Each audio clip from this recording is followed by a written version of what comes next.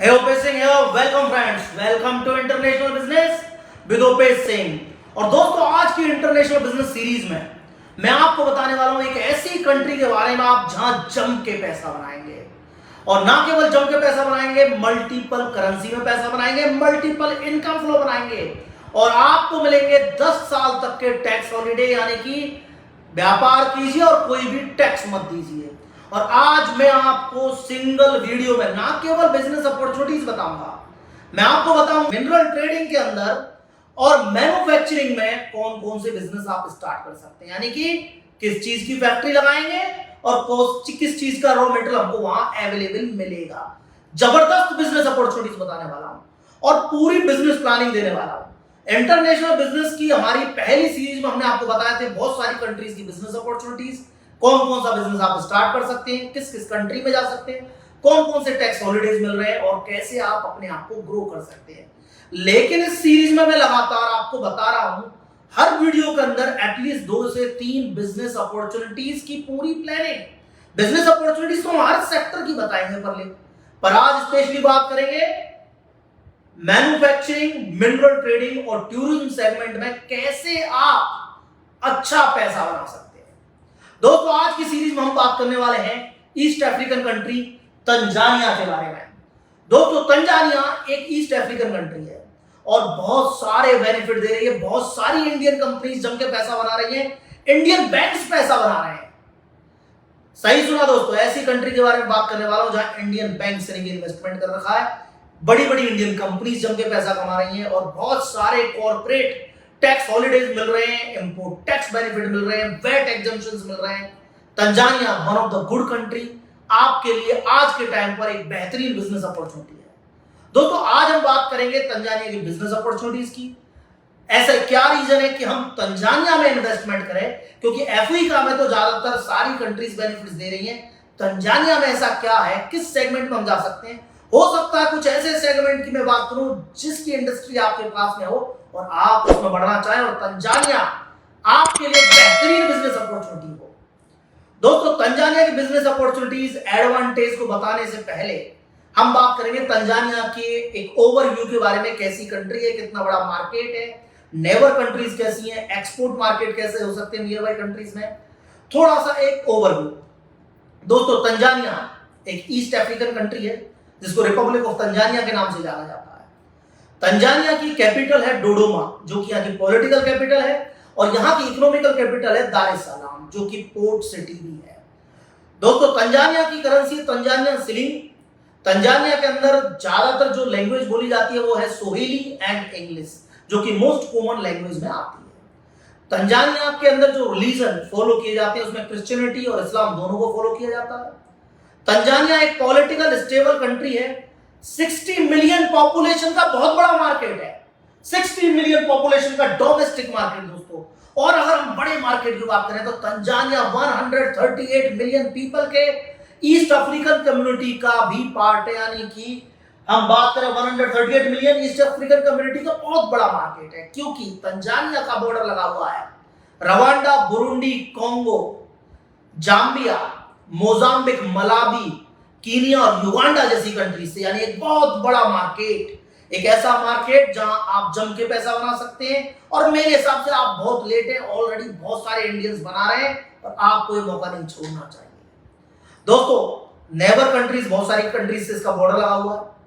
Tanzania एक fast growing economy में आती है वर्ल्ड की, ना कि अफ्रीका की, वर्ल्ड की फास्ट ग्रोइंग इकोनॉमी में तंजानिया आता है। उसके पीछे है तंजानिया की पॉलिटिकल स्टेबिलिटी।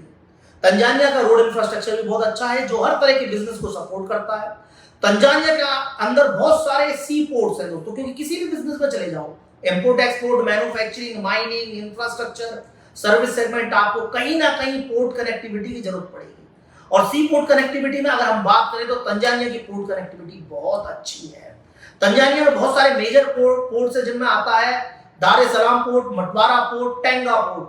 दोस्तों जिसमें दार एस सलाम पोर्ट वहां का सबसे बड़ा पोर्ट है, जो कि 90% इंटरनेशनल ट्रेड को कवर करता है।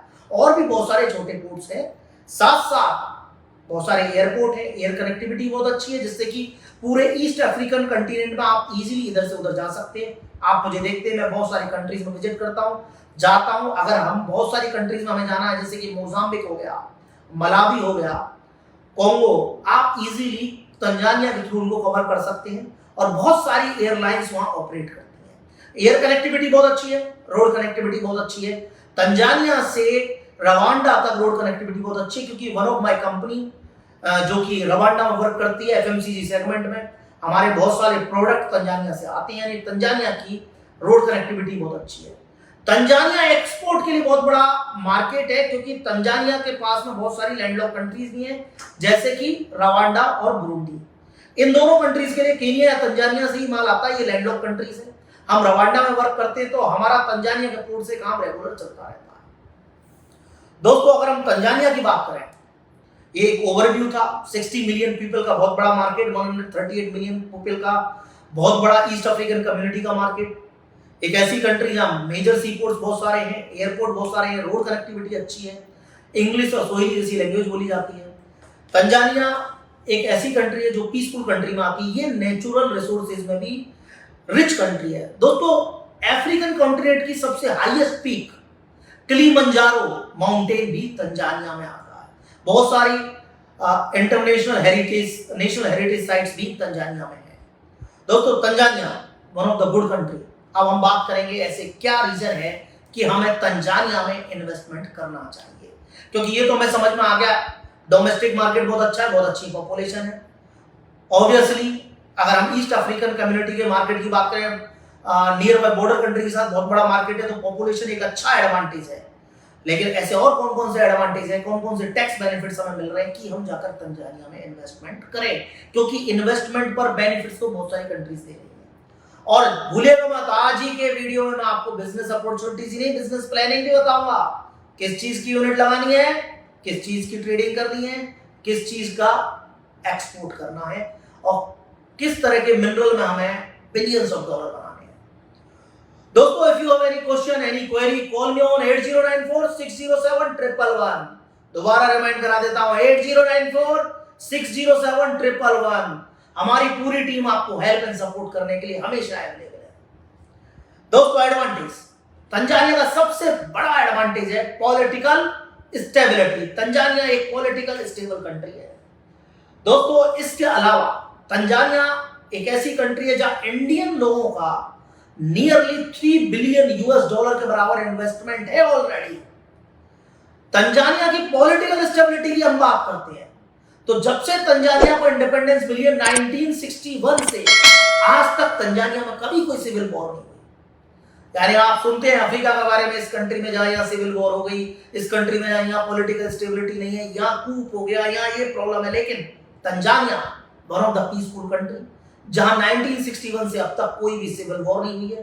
Tanzania one of the good country, domestic market बहुत अच्छा है, पॉलिटिकल स्टेबिलिटी बहुत अच्छी है, और तंजानिया की पॉलिसीज भी बहुत अच्छी हैं। एडवांटेज में एक और एडवांटेज है, यहाँ वर्ल्ड के मेजर बैंक्स वर्क करते हैं, जैसे कि city bank, standard chartered bank, Exim bank, और साथ साथ नोट करिएगा दोस्तों, मैं दोबारा रिमाइंड कर रहा हूं, city bank, standard chartered bank, Exim bank, और साथ साथ कई इंडियन बैंक्स भी काम करते हैं। Bank of Baroda, bank of India, Canara bank जैसे इंडियन बैंक्स ने भी यहाँ इन्वेस्टमेंट किया हुआ है।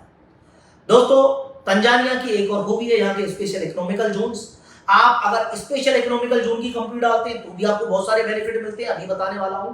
साथ साथ अगर आप आउटसाइड इकोनॉमिकल जोन अगर आपकी कंपनी डालते हैं तो भी आपको बहुत सारे कॉर्पोरेट टैक्स हॉलिडेज मिलते हैं।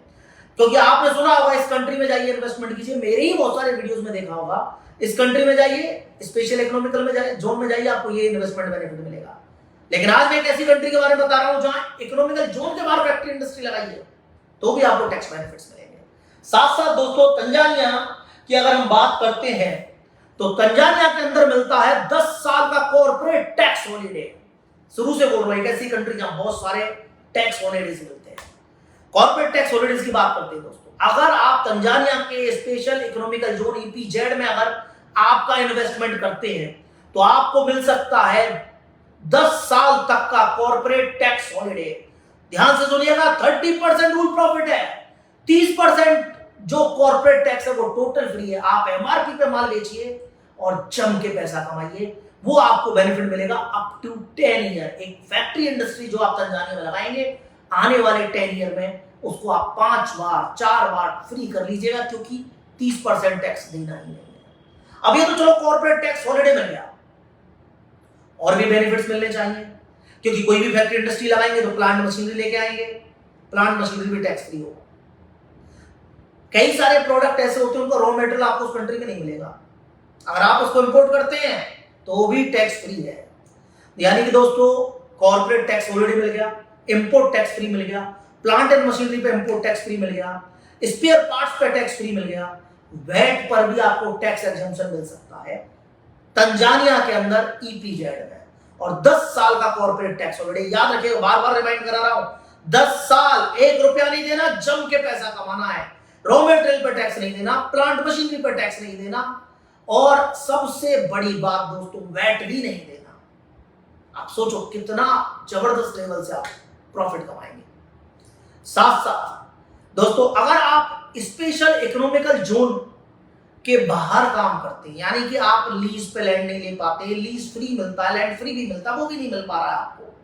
एडवांटेज बता रहा हूं दोस्तों, अगर आप out of economical zone company डालते हैं, रेंट पे लेके कंपनी चालू करते हैं, तो भी आपको मिलता है up to 5 year tax holiday, यानी कि 5 साल तक कॉर्पोरेट टैक्स हॉलिडे आपको उसमें भी मिलेगा जब आप ईपीजेड के बाद अपनी कंपनी लगा रहे हैं। और अगर ना केवल आपको कॉर्पोरेट टैक्स हॉलिडे मिलेगा, 30% रूल, 5 साल तक कोई टैक्स नहीं देना। साथ साथ सेम चीज इंपोर्ट टैक्स, रॉ मटेरियल पर फ्री, प्लांट मशीनरी पर इंपोर्ट टैक्स फ्री, वैट का एग्जेम्पशन मिल सकता है, बिजनेस लाइसेंस की फीस का भी एग्जेम्पशन अप टू 3 मंथ मिल सकता है, ट्रायल जब तक आप स्टार्ट करते हैं। बहुत सारे टैक्स बेनिफिट्स है दोस्तों। अगर आप एक्सपोर्ट करते हैं तो आपको एक्सपोर्ट पर टोटल टैक्स हॉलिडे। एक्सपोर्ट कहां करेंगे? 138 मिलियन पीपल का बहुत बड़ा मार्केट, रवांडा जैसी कंट्री जो टोटल डिपेंडेंट है तंजानिया और केनिया पर, जहां से मेटेरियल आता है, या रुवांडा पर, आप इजीली तंजानिया के जरिए रवांडा को कवर कर सकते हैं। बॉर्डर ओपन है। मैं रिसेंटली रवांडा से आया हूं, 2-3 महीने पहले ही हमारे एक वन ऑफ क्लाइंट की कंपनी को लॉन्च करवा कर। तो दोस्तों सोचिए, रवांडा बुरुंडी इजीली कवर हो रहे हैं, बॉर्डर्स लगे हुए हैं, जम के पैसा बनाएंगे। एक्सपोर्ट पर कोई टैक्स नहीं देना है, रॉ मटेरियल पे कोई टैक्स नहीं देना है, प्लांट मशीनरी पे कोई टैक्स नहीं देना है, कॉर्पोरेट टैक्स फ्री है। इससे बेहतरीन अपॉर्चुनिटी आपको कहीं नहीं मिल सकती। एक ऐसी कंट्री, डेवलपिंग कंट्री है, इंफ्रास्ट्रक्चर अच्छा है और हैवीली इंपोर्ट पर डिपेंडेड है, आप वहां जम के पैसा बनाने वाले हैं। अब मैं आपको यह भी बताऊंगा, जब मैं आपको बिजनेस अपॉर्चुनिटीज बताऊंगा कि ये टैक्स हॉलिडे आप कहां किस किस तरह की इंडस्ट्री में ले सकते हैं जो अपने को स्टार्ट करनी है। इसके साथ सबसे बड़ी खूबी दोस्तों, तंजानिया के लोकल डोमेस्टिक बैंक्स और जो भी इंटरनेशनल बैंक वहां वर्क करते हैं, वो आपको कुछ लिमिट तक क्रेडिट फैसिलिटी भी प्रोवाइड कराते हैं। और आपने मेरे बहुत सारे वीडियोस में देखा होगा, हम जब लोगों की मैन्युफैक्चरिंग यूनिट अब्रॉड में लगवाते हैं तो ये सारे टैक्स बेनिफिट तो दिलवाते ही हैं, साथ साथ जिनको फाइनेंस की जरूरत होती है उनको फाइनेंस फैसिलिटी भी प्रोवाइड कराते हैं, माइनिंग, मैन्युफैक्चरिंग जैसे सेगमेंट में, और कुछ सर्टेन सेगमेंट के अंदर ट्रेडिंग में भी। यानी कि आपको वहां के बैंकिंग फैसिलिटी का बेनिफिट मिल रहा है।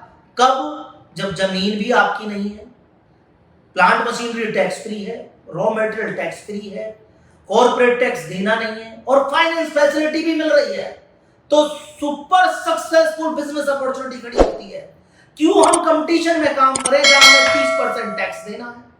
क्यों हम कंपटीशन में काम करें जहां हमारी जैसी हजारों यूनिट पहले से काम कर रही है? क्यों हम केवल रोटेशन पे काम करें? क्यों हम हमारे पैसे को ब्लॉक करें जहां हमारे पास पैसा नहीं आ रहा, हमारा पैसा हमारे लिए पैसा नहीं बना रहा, हम एम्प्लॉयज को सैलरी दे रहे, सबके पास पैसा जा रहा है, लेकिन हमारे पॉकेट में जीरो। हमें चाहिए ऐसी कंट्री, ऐसा बिजनेस एक्सपेंशन जहां हम जम के पैसा कमाएं। उसमें तंजानिया एक बहुत अच्छी अपॉर्चुनिटी के साथ आता है। दोस्तों, बैंक फैसिलिटी हो गई, क्रेडिट फैसिलिटी हो गई, इंटरनेशनल बैंक्स हो गए, पॉलिटिकल स्टेबिलिटी हो गई, कभी सिविल वॉर नहीं हुई है, और बहुत सारे टैक्स हॉलीडेज और बेनिफिट्स मिल रहे हैं। एक बात तो क्लियर हो जाती है, तंजानिया है आपके लिए हॉटेस्ट बिजनेस डेस्टिनेशन, एक ऐसी कंट्री जहां आप जम के पैसा कमा सकते हैं। आप ऑलरेडी लेट भी हैं, बहुत सारे इंडियंस बहुत पहले से पैसा बना रहे हैं, दोस्तों अब ये तो चलो ठीक है, समझ में आ गया कि हम इस तरह के बेनिफिट्स और टैक्स के बेनिफिट मिल रहे हैं, बहुत अच्छा क्रेडिट फैसिलिटी मिल रही है, पॉलिटिकल स्टेबल कंट्री है, बॉर्डर बहुत सारी कंट्रीज के साथ लगा है। लेकिन क्वेश्चन हमेशा एक आता है, लोग पूछते हो जी करें क्या? तो अब बिजनेस अपॉर्चुनिटीज की बात करेंगे। सबसे पहले मैन्युफैक्चरिंग। दोस्तों जब इतने सारे कॉर्पोरेट हॉलिडेज मिल रहे हैं, रॉ मटेरियल टैक्स फ्री, बहुत सारे plant machinery tax free, VAT exemption आपको मिल रहा है, तो डेफिनेटली मैन्युफैक्चरिंग सबसे अच्छी बिजनेस अपॉर्चुनिटीज में आता है तंजानिया में। अब मैन्युफैक्चरिंग किसकी करें? दोस्तों आज मैं आपको बहुत अच्छी बिजनेस टिप दे रहा हूं, one of the good industry. आप टेक्सटाइल के सेगमेंट में तंजानिया में जा सकते हैं, क्योंकि कॉटन तंजानिया में मिलता है, यानी रॉ मटेरियल वहीं मिल रहा है, आपको कोई लॉजिस्टिक कॉस्ट नहीं लग रही, रॉ मटेरियल को मंगाने की आपका प्रॉफिट ऑटोमेटिकली बढ़ जाता है। बहुत सारे लोग टेक्सटाइल प्रोडक्ट को सोचिए, बहुत सारे इंडियन लोग जो वहां बैठ के काम कर रहे हैं, या दूसरी कंट्री के लोग या लोकल वहां के इंडिया के सूरत जैसे मार्केट से कपड़ा मंगाते हैं, यानी लॉजिस्टिक कॉस्ट लगती है, बाइंग कॉस्ट लगती है, फिर जो भी प्रोडक्ट वहां आता है उस पर इंपोर्ट टैक्स लगता है, क्योंकि वो एक ट्रेडिंग कंपनी है, और उसके बाद उनको 30% कॉर्पोरेट टैक्स भी देना है, क्योंकि इंपोर्ट करके मार्केट में सेल कर रहे हैं। आप उसी चीज की यूनिट वहां लगाते हैं, उसी चीज की यूनिट आप वहां लगाते हैं, तो जम के पैसा कमाएंगे मेरे दोस्तों, जम के पैसा कमाएंगे, क्योंकि ना तो आपके लिए कोई लॉजिस्टिक कॉस्ट है, ना कोई इंपोर्ट टैक्स है, ना कोई 30% टैक्स देना कॉर्पोरेट टैक्स, आपको रॉ मटेरियल वही मिल रहा है और सारे एग्जेम्पशन आपको कंपनी को मिल रहे हैं। One of the good industry textile. ऐसा नहीं कह रहा हूं कि पहले से लोग उसमें काम नहीं कर रहे, पहले से कई लोग उसमें काम कर रहे हैं, लेकिन 138 मिलियन पीपल का बहुत बड़ा मार्केट, बोलने की जरूरत नहीं है। तो आपको बहुत बड़ी अपॉर्चुनिटी है, आप आज भी इस मार्केट में लोग इंपोर्ट करके बेच रहे हैं, चाहे वहां कुछ लोग बना रहे हैं, तो आप जल्दी से जल्दी एंट्री कर सकते हैं बिना टाइम वेस्टिंग। अगर आपकी टेक्सटाइल यूनिट जम के पैसा नहीं कमा रही है, रीलोकेट कर दीजिए। अगर आप एक नई बिजनेस अपॉर्चुनिटी मैन्युफैक्चरिंग में देख रहे हैं, तुरंत स्टार्ट कर दीजिए, आने वाले 20 साल जम के पैसा कमाएंगे। दोस्तों साथ साथ अब हम दूसरी अपॉर्चुनिटी की बात करते हैं, कैशू प्रोसेसिंग यूनिट। दोस्तों कैशू एक ऐसी कमोडिटी है जो आपने मुझे बहुत सारे वीडियोस में देखा होगा, जैसे कि बेनिन, आइवरी कोस्ट, गिनी कोनार्की, बुर्किना फासो, बहुत सारी कंट्री से कैशू आता है। लेकिन आज हम तंजानिया की बात करते हैं, जिसका कैशू सबसे अच्छा है, क्योंकि यहाँ का कैशू सबसे बड़ी साइज का है। अब आप कहेंगे ओपी जी कैशू तो इंपोर्ट करना है, आज मैं बात कहानी को बदल रहा हूँ, चेंज कर रहा हूँ। हमें क्या करना है, कैशू प्रोसेसिंग यूनिट वहीं लगानी है, क्योंकि cashew as a raw material हमें वहीं मिल रहा है, जम के पैसा बनाएंगे कैशू प्रोसेसिंग के सेगमेंट में। दोस्तों एक और बेहतरीन सेगमेंट मैं आपको बता रहा हूं, आयरन एंड स्टील का सेगमेंट। दो मैंने आपको ऐसी डायरेक्ट बिजनेस अपॉर्चुनिटीज और प्रोडक्ट बताए हैं जो ज्यादातर हम लोगों को मिलेनियल प्रोग्राम बताते हैं और उनको हेल्प करते हैं, पर आज मैं आपको बहुत अच्छी अपॉर्चुनिटी बता रहा हूं, क्योंकि इस सीरीज की खूबी है, आने वाले 15 दिन आप इतनी नॉलेज लेंगे कि आप का माइंड सेट हो जाएगा, हमें क्या करना है, कहां करना है और कैसे करना है। ये कंफ्यूजन नहीं रहेगा, अपॉर्चुनिटी तो है, करें क्या, किस चीज की चालू करें। तो टेक्सटाइल, कैशू प्रोसेसिंग। अब बात करते हैं आयरन एंड स्टील की, क्योंकि तंजानिया मिनरल्स में रिच कंट्री, आयरन ओर से लेके बहुत सारे मिनरल्स वहां मिलते हैं जो आयरन और स्टील इंडस्ट्री के लिए बहुत यूजफुल हैं। आप इसमें भी एंट्री कर सकते हैं, जबरदस्त कमाएंगे। मैन्युफैक्चरिंग में एक और बिजनेस अपॉर्चुनिटी बताता हूं, फूड प्रोसेसिंग यूनिट। दोस्तों फूड प्रोसेसिंग यूनिट में अगर आप जाएंगे तब भी जम के कमाएंगे, बहुत सारी पल्सेस यहां मिलती हैं, बहुत सारे प्रोडक्ट मिलते हैं, जैसे कि शुगर केन, मेज, बहुत सारे ऐसे आइटम मिलते हैं जिससे आप फूड प्रोसेसिंग में इजीली एंटर कर सकते हैं। ये कंज्यूमेबल गुड्स हैं, easy to consume, domestic market की पूर्ति नहीं कर पाएंगे अगर आप एक छोटी यूनिट लगाते हैं। तो आप जूस मैन्युफैक्चरिंग यूनिट लगा सकते हैं, मिल्क से रिलेटेड डेयरी प्रोडक्ट की मैन्युफैक्चरिंग यूनिट लगा सकते हैं, अच्छी डिमांड है, जम के कमाने वाले हैं। दोस्तों ये तो थी मैन्युफैक्चरिंग अपॉर्चुनिटी, लेकिन बहुत सारे लोग और भी सेगमेंट में जाना चाहते हैं। मैंने बताया ये सीरीज हर सेगमेंट कवर करेगी। अब हम बात करेंगे माइनिंग की, और दोस्तों अगर हम माइनिंग की बात करते हैं, तंजानिया नेचुरल रिसोर्सेज में rich country, gold mining, diamond mining, coal mining, दोस्तों एक ऐसा मिनरल बताऊंगा जो केवल तंजानिया में मिलता है, तंजनाइट की माइनिंग, जो केवल पूरे वर्ल्ड में तंजानिया में ही मिलता है, तंजनाइट।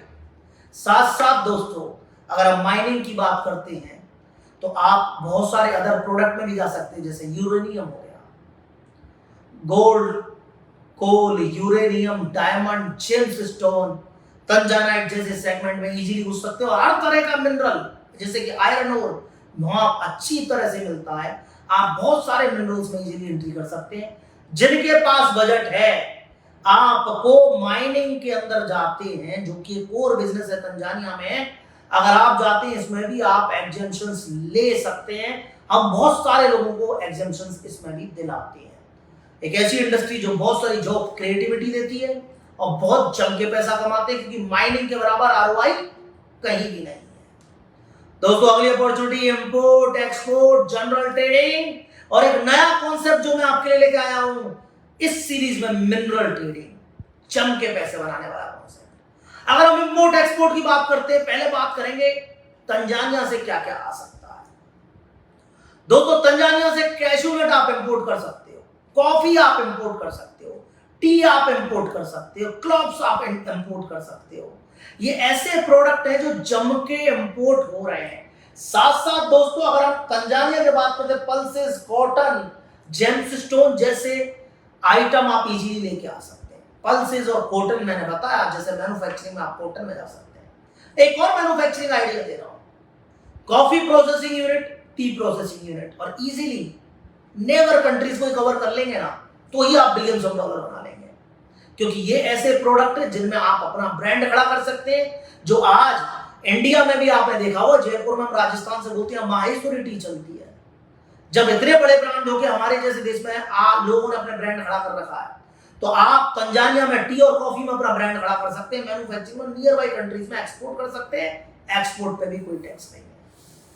दोस्तों अगर हम इंपोर्ट एक्सपोर्ट की बात कर रहे हैं तो कैशू नट, कॉटन, क्लोव्स हो गए, पल्सेस हो गए, ये सारी चीज इंडिया इंपोर्ट हो रही हैं, अच्छे लेवल से इंपोर्ट हो रही हैं। जेम्स स्टोन आ रहे हैं। साथ साथ इंडिया से भी बहुत सारे प्रोडक्ट जाते हैं, plant and machineries, tiles and sanitary products, बहुत सारे ऐसे आइटम्स जो एफएमसीजी सेगमेंट से जुड़े हुए हैं। राइस इंपोर्ट होता है दोस्तों, और बहुत सारे ऐसे पैकेज्ड फूड आइटम जिनकी उनको जरूरत है। टेक्सटाइल इंपोर्ट हो रहा है, इसलिए मैंने टेक्सटाइल यूनिट आपको बताई। बहुत सारे ऐसे आइटम वहां पे आ सकते हैं जिनको आप जम के पैसा बना सकते हैं जिस सेगमेंट में, जैसे कि राइस हो गया, बिस्किट हो गया, टाइल्स हो गया, टॉयलेट सीट्स हो गए, ऐसे आइटम जिनको आप कभी सोचेंगे नहीं, लेकिन उनकी भी बहुत अच्छे लेवल से डिमांड और अच्छे लेवल से इंपोर्ट हो रहा है। अगर हम बात करते हैं इंडिया से एक्सपोर्ट होने वाले प्रोडक्ट में, प्लांट एंड मशीनरी की बहुत डिमांड है, क्योंकि मैं आगे बताने वाला हूं आपको इंफ्रास्ट्रक्चर अपॉर्चुनिटीज, बहुत बड़े लेवल से इंफ्रास्ट्रक्चर डेवलप हो रहा है, आप इनको भी इंपोर्ट कर सकते हैं। माइनिंग इंडस्ट्री आगे बढ़ रही है, आप रेंटल बिजनेस में जा सकते हैं प्लांट मशीनरी को जाकर, और बहुत सारे लोग इस तरह की प्लांट मशीनरी इंपोर्ट कर रहे हैं। तो इंडिया से भी बहुत सारे प्रोडक्ट एक्सपोर्ट हो रहे हैं, और मेजर चीज क्या है, इंडिया इंपोर्ट कर रहा है। अब मैंने बताया था इंपोर्ट एक्सपोर्ट और मिनरल ट्रेडिंग, ये जनरल ट्रेडिंग है। अब हम बात करेंगे मिनरल ट्रेडिंग की दोस्तों, जहां गोल्ड, डायमंड और जेमस्टोन मिल रहा है। ट्रेडिंग कंपनी लगाइए, गोल्ड को एक्सपोर्ट कीजिए दुबई के लिए, जम के पैसा कमाएंगे। $37,000 पर केजी से लेकर 38-39,000 डॉलर पर केजी तक आपको गोल्ड वहां मिलेगा, और इजीली आप उसको 10 से 15% के मार्जिन पर दुबई में पर डे की ट्रेडिंग में सेल कर सकते हैं, जम के पैसा बनाएंगे। दोस्तों साथ साथ इसी सेगमेंट में डायमंड्स और जेमस्टोन डायरेक्ट इंडिया इंपोर्ट कर सकते हैं, सूरत वाले लोग और जयपुर वाले लोग, वहां से आप इस सेगमेंट में भी अच्छा पैसा बनाएंगे, यानी कि मिनरल ट्रेडिंग भी कवर हो जाती है। दोस्तों अब बात करेंगे एग्रीकल्चर सेगमेंट की। तंजानिया के अंदर 29.4 मिलियन हेक्टेयर लैंड अवेलेबल है, बहुत शानदार लैंड है कल्टीवेशन के लिए, वाटर इजीली अवेलेबल है। तंजानिया का लैंड बहुत सारे क्रॉप्स को सपोर्ट करता है, जिसमें आप इजीली जा सकते हैं, जैसे कि कॉफी और टी प्लांटेशन। साथ साथ आप इसके अंदर मेज हो गया, कॉटन हो गया, ऐसी चीजें जो वहां अच्छे लेवल से आ रही है। शुगर केन प्लांटेशन में जा सकते हैं। एग्रीकल्चर सेगमेंट बहुत बड़ा सेगमेंट है, और इन प्रोडक्ट को नियर बाई कंट्रीज में एक्सपोर्ट कर सकते हैं, डोमेस्टिक मार्केट में दे सकते हैं और इन प्रोडक्ट से रिलेटेड इंडस्ट्रीज को सप्लाई कर सकते हैं। एग्रीकल्चर सेगमेंट एक बहुत ही अच्छा सेगमेंट है। दोस्तों अब बात करेंगे हम टूरिज्म की, एक ऐसा सेगमेंट जिससे तंजानिया में सबसे ज्यादा फॉरेन एक्सचेंज आता है। टूरिज्म सेगमेंट में तंजानिया में जम के कमाई कर सकती हो आप। आज ये भी बताऊंगा कौन कौन सी इंडस्ट्री में जाना है। दोस्तों सबसे पहली बात तो जैसा कि मैंने बताया, किलिमंजारो सबसे हाईएस्ट माउंटेन पीक है अफ्रीका की, वो तंजानिया में है। तंजानिया में बहुत सारे नेशनल हेरिटेज साइट्स हैं। साथ साथ तंजानिया एक ऐसा कंट्री है जहां 25% एरिया इन्होंने फॉरेस्ट के लिए और एनिमल्स के लिए छोड़ रखा है। यानी इस सेगमेंट में बहुत सारी कमाई है। आप होटल्स, रेस्टोरेंट, ये दो सेगमेंट है जो टूरिस्ट के लिए सबसे ज्यादा चाहिए। Hotel, restaurant, tour and travel company, साथ साथ एंटरटेनमेंट पार्क, गेमिंग जोन और बीच हाउसेस और बीच से रिलेटेड बहुत सारी एक्टिविटी कर सकते हैं, क्योंकि दार एस सलाम शानदार बीच सिटी है और वहां पर इसकी बहुत डिमांड है। इवन नियर बाई कंट्रीज का, हम इथियोपिया में पिछले 13 साल से काम करते हैं, लेकिन हम बहुत सारे लोग बीच के लिए कहा जाते हैं इजीली इथियोपिया टू दार एस सलाम हॉलिडेज बनाने के लिए 7 डेज, 3 डेज, 4 डेज। तो अच्छी कमाई है टूरिज्म सेगमेंट में। एंटरटेनमेंट पार्क, गेमिंग जोन, बीच से रिलेटेड एक्टिविटीज आप वहां इजीली कर सकते हैं और अपने आप को आगे लेके जा सकते हैं। दोस्तों एक सेगमेंट और है जिसको बोलते हैं आईसीटी। आईसीटी एक ऐसा सेगमेंट है जिसमें मैंने आपको कुछ दिन पहले बताया था कि मार्क जुकरबर्ग, जहां हम फेसबुक पर हम लाइव आ रहे हैं, उसके फाउंडर ने विजिट किया 2016 में नाइजीरिया को और वहां सबसे बड़ा उन्होंने स्टार्टअप हब तैयार किया। आईसीटी सेगमेंट में हर कंट्री अपने आप को प्रमोट कर रही है। तंजानिया ने 1991 में कॉमर्शियल कोड बनाया आईसीटी के लिए और आप ब्रॉडबैंड से लेके मोबाइल तक बहुत सारी एक्टिविटीज में एंट्री कर सकते हैं। अब एक ऐसे सेगमेंट की बात करेंगे जो एक बहुत बड़ा सेगमेंट है, इंफ्रास्ट्रक्चर। दोस्तों इंफ्रास्ट्रक्चर बहुत बड़े लेवल से बूम हो रहा है। जैसा कि मैंने बताया आपको, तंजानिया वर्ल्ड की फास्ट ग्रोइंग इकोनॉमीज में आता है। बड़े लेवल से सिटीज डेवलप हो रही हैं, बड़े लेवल से इंफ्रास्ट्रक्चर डेवलप हो रहा है। अफोर्डेबल हाउसिंग से लेकर और रोड इंफ्रास्ट्रक्चर तक, इनर विलेज इंफ्रास्ट्रक्चर तक, टनल, ईपीसी से लेकर अदर एक्टिविटीज में इजीली एंट्री कर सकते हैं। बहुत सारी अपॉर्चुनिटीज आज के वीडियो में मैंने आपको बताई। अब बात करेंगे इंडियंस की। दोस्तों 50,000 से ज्यादा इंडियन ऑलरेडी जम के पैसा बना रहे हैं। और इंडियन कंपनीज की बात करते हैं तो टाटा, अशोक लीलैंड, बजाज, गोदरेज, दोबारा याद रखिएगा दोस्तों, टाटा, अशोक लीलैंड, बजाज, गोदरेज जैसी कंपनी वहां काम कर रही है। इंडियन बैंक्स की bank of Baroda, bank of India, Canara bank, Kalpataru power transmission और कमल ग्रुप एंड इंडस्ट्रीज जैसी कंपनी वहां बहुत सेगमेंट में बिजनेस कर रही है। अगर हम बात करें बजाज की, मैं हमेशा बताता हूं बहुत सारी कंट्रीज में बजाज वर्क कर रहा है। इथियोपिया में भी ऑटो को रोकना तो बजाज बोलना पड़ता है। तो आप यही समझ लीजिए बजाज तंजानिया में भी है। तो बहुत सारी इंडियन कंपनीज वर्क कर रही हैं, इंडियंस जम के पैसा बना रहे हैं और इंडियंस का इन्वेस्टमेंट नियरली $3 बिलियन के बराबर है। तो आप भी इस अपॉर्चुनिटी का फायदा उठा सकते हैं और अपने आप को आगे लेके जा सकते हैं। दोस्तों याद रखिएगा, जिंदगी दोबारा मौका नहीं देती। मैं हमेशा बोलता हूं, आज ही मैंने एक वीडियो में आपको बताया था कि चीजें बदलती है, दोस्त छोड़ के चले जाते हैं, टाइम चेंज हो जाता है। एक समय ऐसा आता है जिसके बाद कोई टाइम आउट नहीं होता, कोई अगली तारीख नहीं मिलती है। जो करना आज ही करना है, जिसको बोलते हैं नाउ और नेवर, यानी अभी नहीं तो कभी नहीं। अगर आपको वास्तव में कोई बड़ी वेल्थ खड़ी करनी है तो हमें ऐसे मार्केट में जाना होगा जहां हम अपना बेहतर बिजनेस खड़ा कर सकें, लेस कंपटीशन हो, गवर्नमेंट की पॉलिसीज इतनी स्ट्रांग हो जिनसे कि हमारा बेनिफिट ज्यादा हो। दोस्तों आज बड़ी कंपनीज के बड़े बड़े मार्केट्स बहुत हैं, लेकिन छोटी कंपनी, मिडिल क्लास बिजनेसमैन जो अपनी एक छोटी यूनिट लगाना चाहता है, इंपोर्ट एक्सपोर्ट करना चाहता है या मिनरल ट्रेडिंग में जम के पैसा बनाना चाहता है, उसके लिए चाहिए ऐसी कंट्री जहां वो इजीली जाए, लेस कंपटीशन में अपने व्यापार को चालू करें और इजीली आगे बढ़े। और कभी भी सिंगल कंट्री में नहीं, आप near by 4 to 5 countries cover करके चले। तंजानिया ये सारी फैसिलिटीज आपको देता है।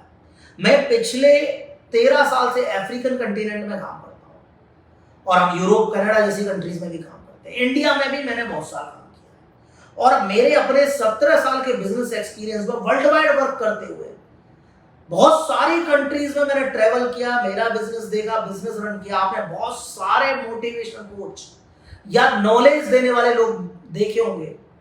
दोस्तों, रियल नॉलेज और रियल एक्सपीरियंस आता है जब आप फील्ड में खुद उतरते हो, जब आप एक एक्सपीरियंस लेते हो। जब मैंने मेरा बिजनेस अफ्रीका में चालू किया तो हमें ये नहीं पता था हम किस कंट्री में जाएं, कैसे जाएं, क्या बिजनेस अपॉर्चुनिटीज है, कैसे सर्च करें, क्या हमारी कोई मदद करेगा या नहीं करेगा। आज हम बहुत सारे लोगों को हेल्प कर रहे हैं उनके ओवरसीज एक्सपेंशन में, 30% उन बिजनेस पे आगे बढ़ने में। व्यापार आपका है, साथ में दे सकता हूं, सपोर्ट में दे सकता हूं मेरे इंफ्रास्ट्रक्चर से, एक्सपीरियंस या नॉलेज से, लेकिन डिसीजन आपको लेने हैं, अभी नहीं या कभी नहीं। ये तो प्लान आपको करना है। अगर आज आपका है तो कल बेहतर फ्यूचर आपके बच्चों का खड़ा होगा। आज प्राइस पे करेंगे तो कल सुनहरा भविष्य आएगा। मैंने इस साल को एक बुलंद आवाज दी है, जिंदा हो तो नजर आना जरूरी है। याद रखिएगा दोस्तों, जिंदा हो तो नजर आना जरूरी है। ये टाइम है आपका अपना इतिहास लिखने का। मैंने कल या परसों ही साउथ अफ्रीका के वीडियो में बताया था, 1893 में 24 की एज में महात्मा गांधी जी साउथ अफ्रीका चले गए और 21 साल रहे। 21 साल पानी के जहाज से जाना पड़ता था। प्लेन आज जो है बड़े हाईटेक है, बहुत सेफ है। अगर वर्ल्ड वाइड टूरिस्ट की बात करते हैं, ट्रेवलिंग की बात करते हैं, सेफ्टी की बात करते हैं, तो ट्रेन और रोड से एयर ज्यादा बेहतर कनेक्टिविटी होती है, उसमें सबसे कम एक्सीडेंट्स होते हैं।